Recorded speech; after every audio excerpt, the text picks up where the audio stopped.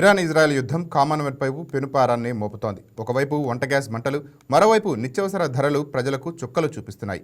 Fruits, dry fruits అయితే ఒక్కసారిగా రెట్టింపు ధరతో ప్రజలకు అందని ద్రాక్షలుగా మారుతున్నాయి. రంజాన్ ఉపవాస వేళ కలకల్లాడుతూ ఉండాల్సిన ఫ్రూట్ మార్కెట్లు అధిక రేట్ల దెబ్బకి అమ్మకాలు తగ్గిపోయి వెలవెలబోతున్నాయి. ఇక దీనిపై మరింత సమాచారాన్ని మా కరెస్పాండెంట్ ప్రసాద్ అందిస్తారు.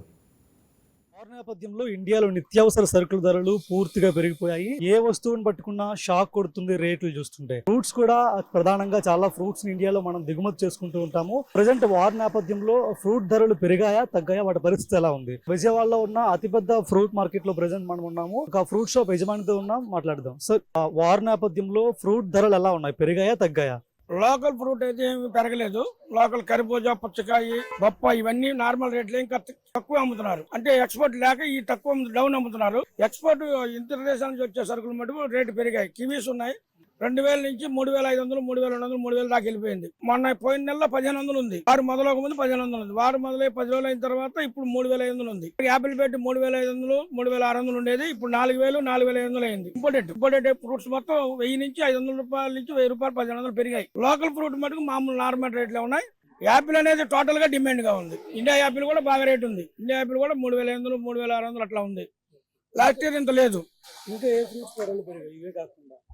ఫ్రూట్స్ అనే ఇంపోర్టెడ్ అనేది మనం దించుకునే దిగుమతి చేసుకునే ప్రతి ఐటమ్ పెరిగింది రేటు. ఇన్ని రావట్లే పూర్తిగా. చాలా కంటైనర్స్ దుబాయ్లో ఆగిపోయినాయి అంటారు. వారి నేపథ్యంలో చాలా వరకు రావట్లేదు.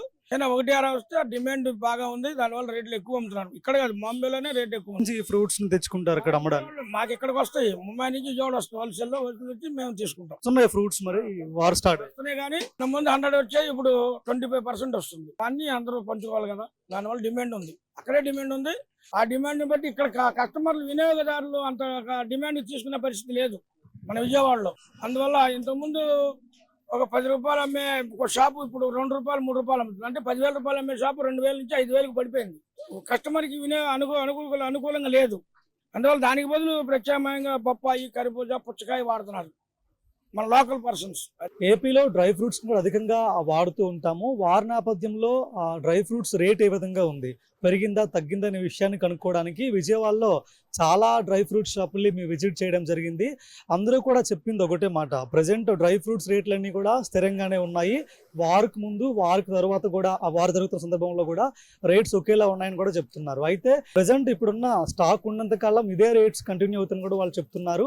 1 వీక్ లో ఈ స్టాక్ అంతా కూడా అయిపోతుంది. అప్పుడు ఖచ్చితంగా డ్రై ఫ్రూట్స్ ని ఇంపోర్ట్ చేసుకోవాల్సిన పరిస్థితి ఏర్పడుతుంది. అప్పుడు రేట్లు పెరిగే అవకాశం ఉందని కూడా వ్యాపారస్తులు చెప్తున్నారు. దాంతోపాటు ఇండియాలో ఎక్కువగా డ్రై ఫ్రూట్స్ ని విదేశాల నుంచి దిగుమతి చేసుకుంటూ ఉంటాము. వార్ నేపథ్యంలో ప్రజెంట్ ఆ పరిస్థితులు చాలా కష్టంగా ఉన్నాయి. సో ఖచ్చితంగా మరికొద్ది రోజుల్లో డ్రై ఫ్రూట్స్ రేట్ కూడా డబుల్ అయ్యే అవకాశాలు కనిపిస్తున్నాయి. ఇప్పటికే హైదరాబాద్, బెంగళూరు వంటి నగరాల్లో డ్రై ఫ్రూట్స్ రేట్స్ అమాంతం పెరిగిపోయాయి. ప్రజెంట్ ఉగాది, శ్రీరామనవమి, రంజాన్ నేపథ్యంలో డ్రై ఫ్రూట్స్ ని అధికంగా వినియోగిస్తూ ఉంటారు. సో డ్రై ఫ్రూట్స్ రేట్స్ ఆయా ప్రాంతాల్లో ప్రజెంట్ పెరగడం వల్ల వీటిని కొనుక్కోలేని పరిస్థితి కూడా ఆయా ప్రాంతాల్లో కనిపిస్తుందని కూడా మనకి చాలా క్లియర్ గా తెలుస్తుంది. ఇది దీనికి సంబంధించిన అప్డేట్. వీడియో జర్నలిస్ట్ వంశీతో ప్రసాద్ ఆకుల, వైకే న్యూస్, విజయవాడ.